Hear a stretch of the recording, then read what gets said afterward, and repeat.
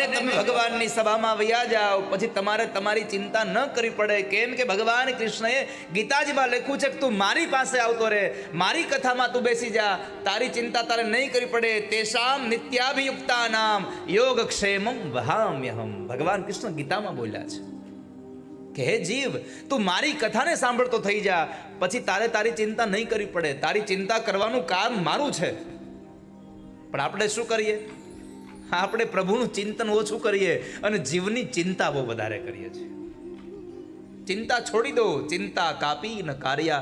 ભગવાન આચાર્ય ચરણ શ્રીમદ વલ્લભાચાર્ય મહારાજ કહે છે ચિંતા ન કરશો.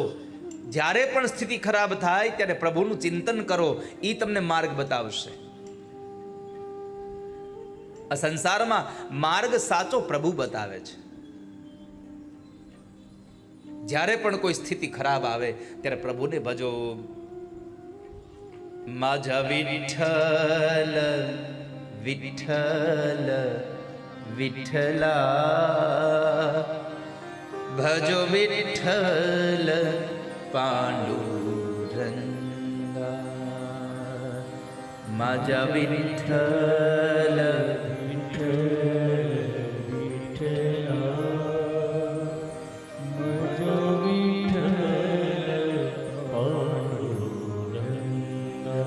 છેક મહારાષ્ટ્રથી આવ્યા છો ને એટલે તમને ભજો ભજો ભજો મન વિઠ્ઠલા.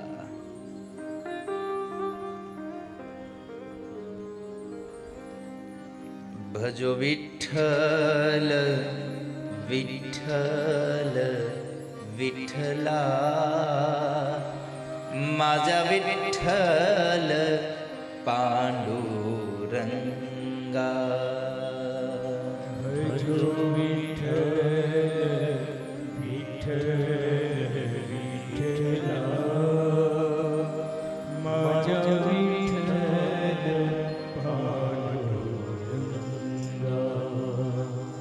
માજા વિઠ્ઠલ પાંડુરંગા.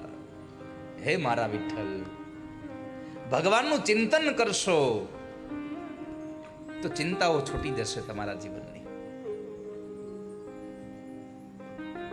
સચ્ચિદાનંદ રૂપાય વિશ્વોત્પત્યાદિ હેતવે, તાપત્રય વિનાશાય શ્રી કૃષ્ણાય વયમ હે ભગવાન, આજે ભગવાનની કથાનો પહેલો દિવસ અને એ પહેલા દિવસની કથાના પ્રારંભમાં આજે મહાત્મ્ય લખ્યું છે. અરે એ ભાઈ, વહી પે ચલો,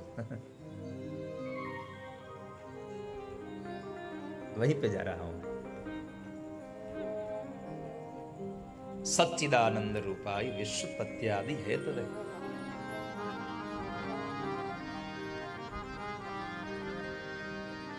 जिस भगवान की कथा हमें नित्य आनंद दे रही है, उस भगवान की आज कथा का पहला दिन, और पहले दिन हम भगवान की कथा में महात्म्य सुने. महात्म्य यानी कि इस ग्रंथ की प्रारंभिक पहचान, हम ग्रंथ को पहचाने.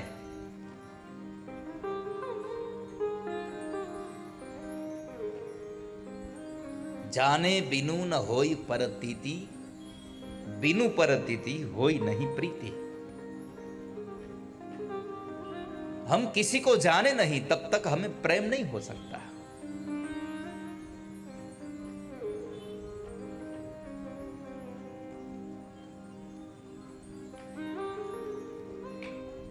तो आज हम भगवान की इंट्रोडक्शन, इस कथा की हम पहचान करें कि हे भगवान, इस कथा सुनने से हमारा लाभ क्या है.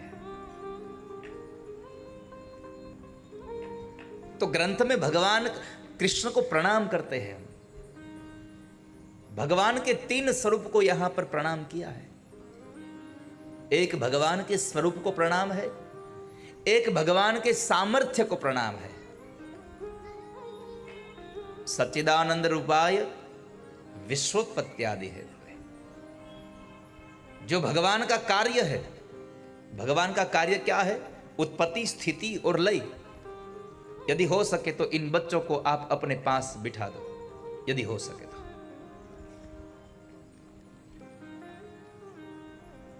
क्योंकि देवी भागवत में एक श्लोक लिखा है, देवी भागवत में लिखा है, कुछ चीजों में हम बाधा न बने, बाधक न बने, विक्षेप न करें। एक जे સૂતો હોય એને જગાડવો ને એ એક પાપ છે।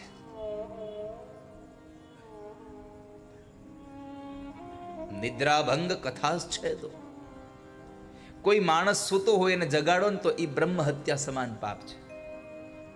કથા ચાલતી હોય એમાં આપણા દ્વારા વિક્ષેપ પડે તો એ બ્રહ્મ હત્યાનું પાપ છે। આપણાથી જ નહીં, આપણા બાળકોથી પણ આ ભૂલ ન થાય એના માટે બાળકોને બેસાડી રાખીએ। કારણ કે પાપ જાણી જોઈને કરો તો ભલે અને અજાણતાથી કરો તો ભલે, પાપ ઈ પાપ જ છે। પાપ ઈ પાપ છે। તો પેલું, કોઈને નિંદરમાંથી જગાડવો ઈ બ્રહ્મ હત્યાનું પાપ છે। બીજું, કથામાં ભંગ કરાવવો ઈ બ્રહ્મ હત્યાનું પાપ છે। મા બાપથી બાળકોને જુદા કરવા, બાળકોથી સંતાનથી મા બાપને જુદા કરવા એ બ્રહ્મ હત્યાનું પાપ છે। અને પતિ અને પત્નીના પ્રેમમાં એક દિવાલ ઊભી કરવી એ પણ બ્રહ્મ હત્યાનું પાપ છે। આ 4 પાપોથી બચીને રહેજો। તો ભગવાનનું સામર્થ્ય એટલું છે, ઉત્પત્તિ, સ્થિતિ અને લય। જે જગતનું ઉત્પાદન કરે છે, આ જગતની ઉત્પત્તિ કરે છે, જે જગતનું સંચાલન કરે છે, પાલન કરે છે, અને સમય આવે તો એનો લય કહે એ પરમાત્માને વંદન કરીએ છીએ। એટલું જ નહીં, જેનું રૂપ સારું છે એને પ્રણામ કરીએ એવું નહીં, જેની કામ કરવાની શક્તિ હારી છે એને પ્રણામ કરીએ એવું નહીં। આ બેમાંથી એક એને પ્રણામ ન કરે તો ચાલે, પણ જેનો સ્વભાવ સારો છે એને પ્રણામ કર્યા વગર ન રહી શકાય। આપણને પ્રભુનો સ્વભાવ સારો છે। તાપત્રય વિનાશાય, જે મને ને તમને આ સંસારમાં આવ્યા પછી આધિ, વ્યાધિ અને ઉપાધિમાંથી, આધિ દૈવિક, આધિ ભૌતિક અને આધ્યાત્મિક આ 3 તાપોમાંથી મને ને તમને જે મુક્ત કરાવે છે એવા પ્રભુને, કેવલ કૃષ્ણ નહીં, અમે શ્રી કૃષ્ણને પ્રણામ કરીએ। શ્રી કહેતા માં રાધિકા સાથે ભગવાન ઊભા છે, એ રાધા અને કૃષ્ણને પ્રણામ કરીએ। એટલે કહ્યું, શ્રી કૃષ્ણાય વયમ નુમઃ, हम कृष्ण को प्रणाम करते हैं, जो सत्य स्वरूप परमात्मा भगवान कृष्ण है।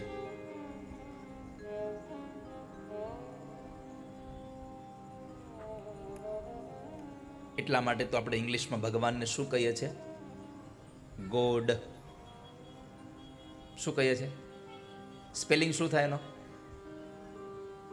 એમાં ગોડનો સ્પેલિંગ શું થાય? હે? આ બાળકોને આવડે છે, બોલો, મને નથી આવડતું। GOD, God. પણ ભગવાનને ગોડ જ કેમ કીધા? GOD વાળું શું કામ લીધું?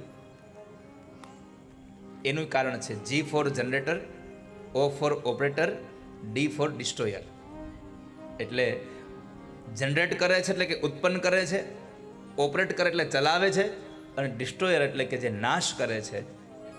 આવા જેના ગુણ છે, આવું જેનું કર્મ છે એ ભગવાન ગોડ। એવા ભગવાન રાધા કૃષ્ણને અમે પ્રણામ કરીએ છીએ। કૃષ્ણને પ્રણામ કર્યા છે। બીજું પ્રણામ ભગવાન સુખદેવજી મહારાજને, જેણે આપણને કૃષ્ણની ઓળખાણ કરાવી। યમ પ્રવ્રજંતમનુપેતમપેત કૃત્યમ દ્વૈપાયનો વિરહ કાતરયા જુહાવ। પુત્રેતિ તન્મયતયા તરવો વિનેદુ સ્તમ સર્વભૂત હૃદય મુનિમાનતોસ્મિ. તમ સર્વભૂત હૃદયમ મુનિમાનતોસ્મિ.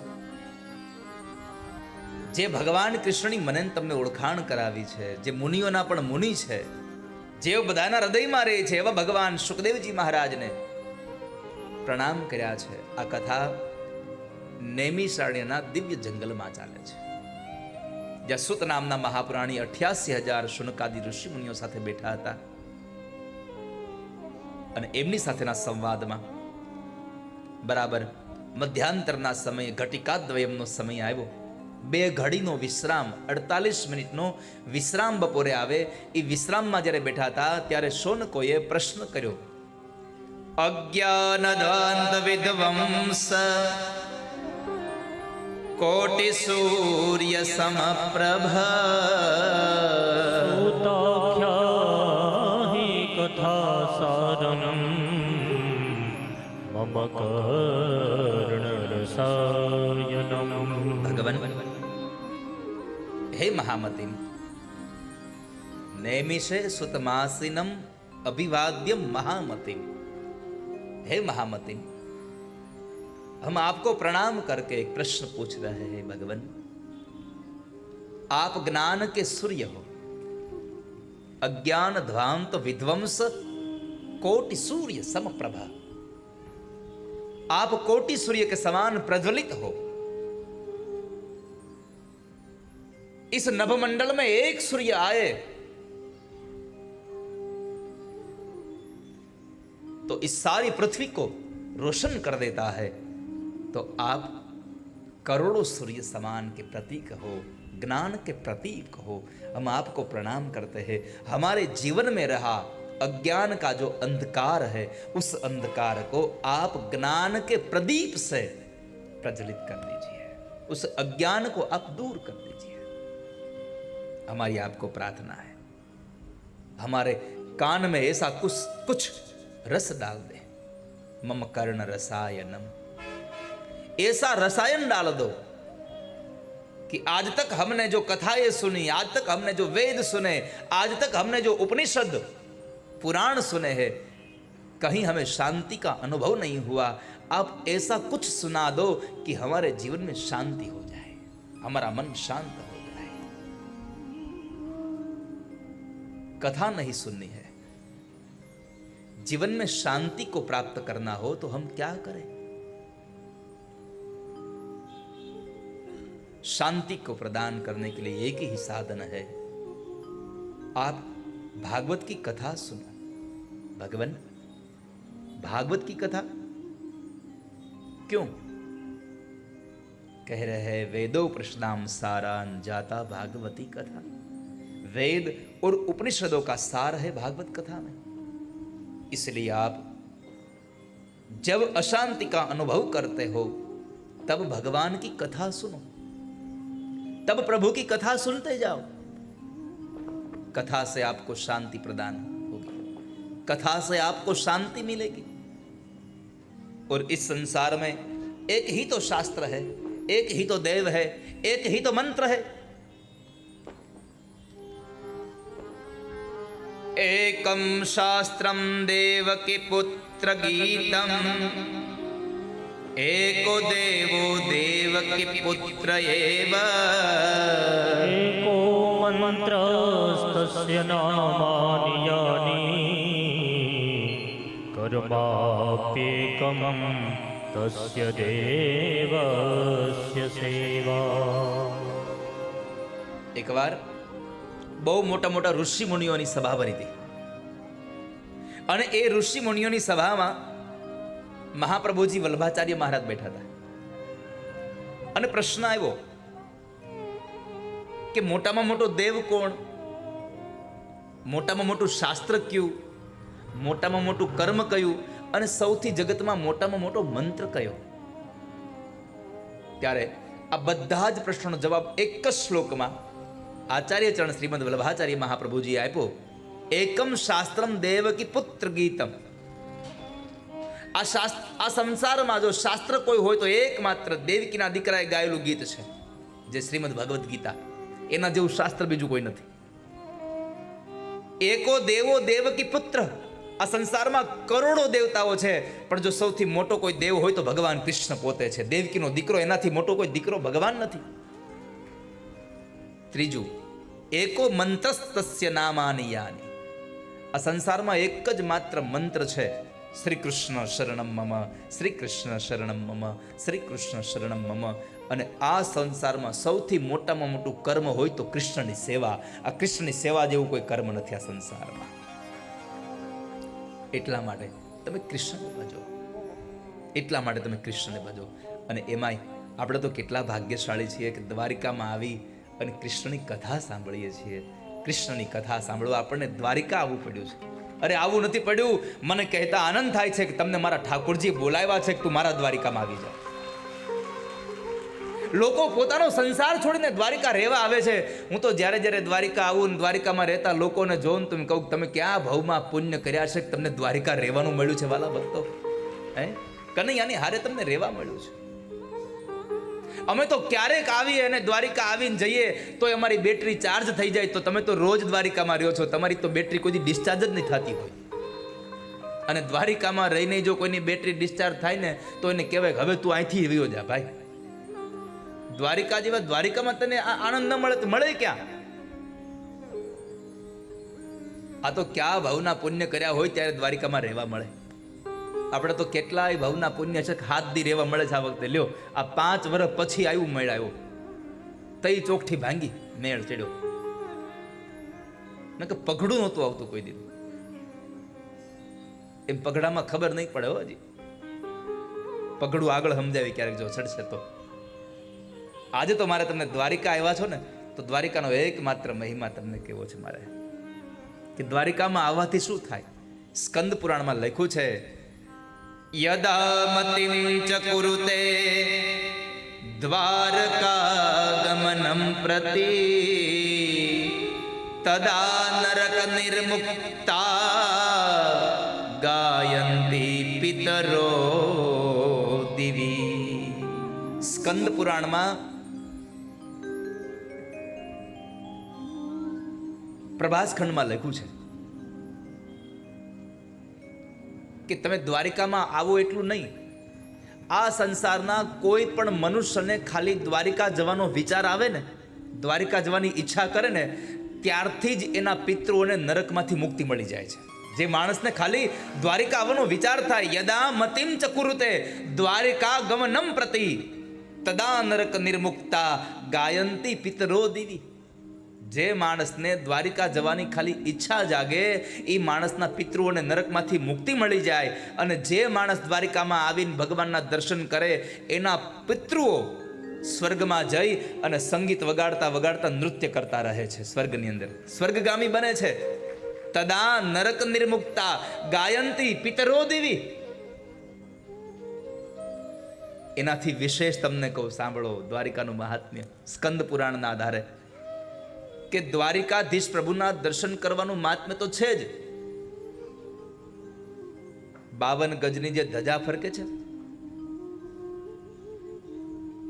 એ ધજાના દર્શન બેનો કરે ને, અંદર મંદિરમાં નહીં હો, દૂરથી નહીં, ખાલી ધજાના દર્શન થાય. અને જો એ ધજાને ખાલી પ્રણામ કરવામાં આવે તો બેનોને રોજ ઉઠીને સાંજે સુવે ત્યાં સુધીના 5 પાપ જે લાગે છે ને, હંજવારી કાઢવાના, દરણું કરવાના, ચૂલો સળગાવે, પાણીયારામાં પાણી ભરે, આજે અને ખાંડણિયામાં જે ખાંડે, એ 5 પ્રકારના જે પાપ લાગે છે ને, એ 5 પાપમાંથી માત્ર દ્વારિકાની ધજાના દર્શન કરવાથી તમને મુક્તિ મળી જાય છે.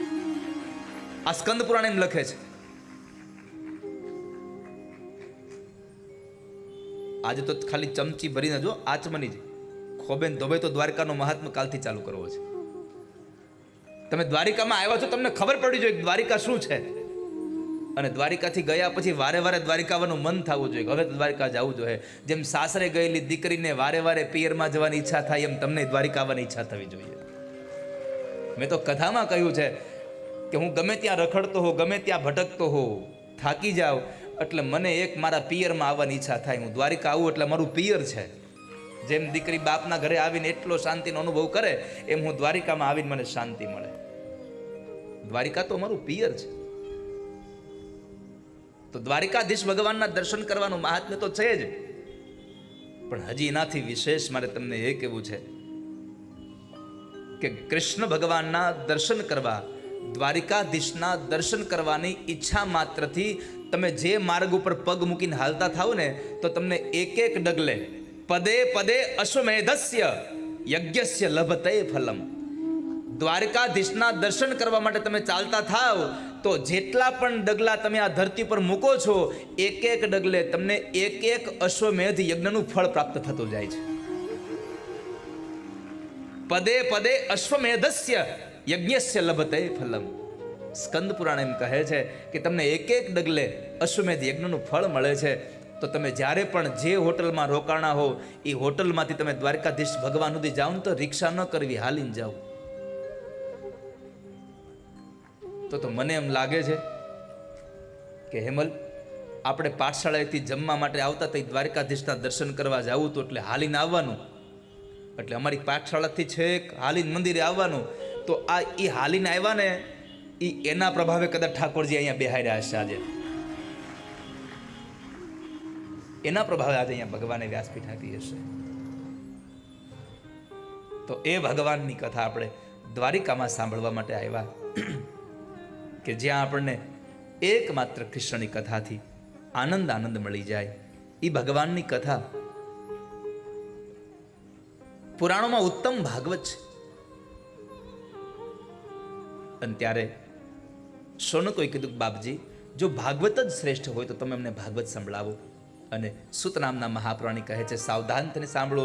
તદાહમ તે વિદાસ્યામિ સાવધાન તયા શૃણુ. હું તમને સાવધાન થઈને સાંભળો, હું તમને ભગવાનની કથા કહું છું કે જે કથા માણસને મૃત્યુના ભયમાંથી છોડાવી દે છે. ખાસ સાવધાન થઈને સાંભળજો. ભાગવતની કથા તમને મરણમાંથી નહીં બચાવે, પણ મરણના ભયમાંથી બચાવશે. કાલ વ્યાલ મુખગ્રાસ ત્રાસ નિર્ણાશ હેતવે. શ્રીમદ ભાગવતમ શાસ્ત્રમ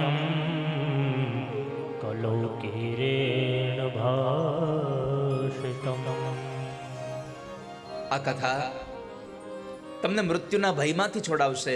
અને ભાગવતની કથા તો ત્યારે જ મળે કે જ્યારે તમારા જન્મ જન્માંતરના પુણ્ય ભેગા થયા હોય. જન્માંતરે ભવેત પુણ્યમ તદા ભાગવતમ લભે. જન્મ જન્માંતરના પુણ્ય ભેગા થયા હોય ને તો તમને ભાગવતની કથામાં આવીને બેસવાનો અવસર મળે. બાકી તો આપણે કથાના મંડપની આગળ નીકળીએ તો લે આ બધું શું કર્યું છે અહીંયા, આમ કરીને વ્યા જાય. કેમ? કોઈ પુણ્ય હજી ઘટે છે. તો અહીંયા તમે જેટલા પણ આવ્યા છો વાલા ભક્તો, તમારા ગત જન્મના પુણ્ય હશે કે તમે ભગવાનની કથા સાંભળવા બેઠા છો. અને મારે સાથે એટલી વિનંતી એ કરવી છે કે તમે એકલા કથા સાંભળી અને જો તમે તમારું કલ્યાણ કરશો તો તમારા જેવો સ્વાર્થી આ જગતમાં કોઈ નહીં હોય. આપણું કલ્યાણ થાય એવી ભાવના નહીં. આ કથા જ્યારે દ્વારિકામાં ગવાઈ રહી છે તો આપણા આજુબાજુવાળાનું, આપણા સગા સંબંધીઓનું પણ કલ્યાણ થાય. એટલે આપણે પ્રેરણા કરવી જોઈએ કે હાલો દ્વારિકામાં કથા છે, આપણે કથામાં જવું જોઈએ. નરસિંહ મહેતાના શબ્દો છે કે તુદ સંગમાં જો કોઈ વૈષ્ણવ થયો તો તું સાચો વૈષ્ણવ જાણ રે. તમે એકલા આવીને કથા સાંભળી લ્યો તો તમારું કલ્યાણ થાય એવું નહીં, પણ તમે બીજાને કથા કરતા થઈ જાઓ, બીજાને કથા સાંભળાવતા થઈ જાઓ તો તમે સાચા વૈષ્ણવ છો, એ સાર્થક થાય. અને ત્યારે સુત નામના મહાપુરાણી શૌનકોને કહે છે કે હું તમને જે કથા કહેવા જઈ રહ્યો છું એ કથા તો દેવર્ષિ નારદે સાંભળી છે. નારદે કથા સાંભળી? હા બાપજી, બતાવો ને નારદે શું કામ કથા સાંભળી? ત્યારે સુત નામના મહાપુરાણી કહે છે કે નારદે કથા શું કામ સાંભળી એ આવતીકાલે 3:30 કહીશ, અત્યારે નહીં. નારદે કથા શું કામ સાંભળી એ આવતીકાલે 3:30 વાગે કહીશ, અત્યારે તો એટલું જ કહીશ. તમે મને માયા લગાડી મારા વાલા, તમે મને માયા લગાડી મારા વાલા. એણે મને માયા લગાડી રે.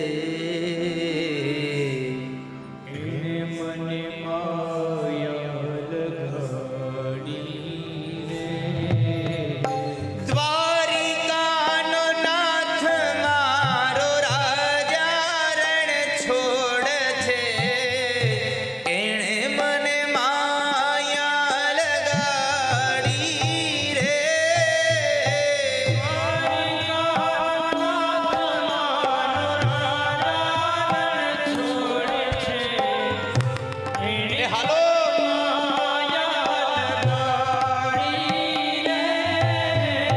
ગાયોનો ગોવાળ મારો રાજા રણ છોડ છે એણે મને માયા લગાડી રે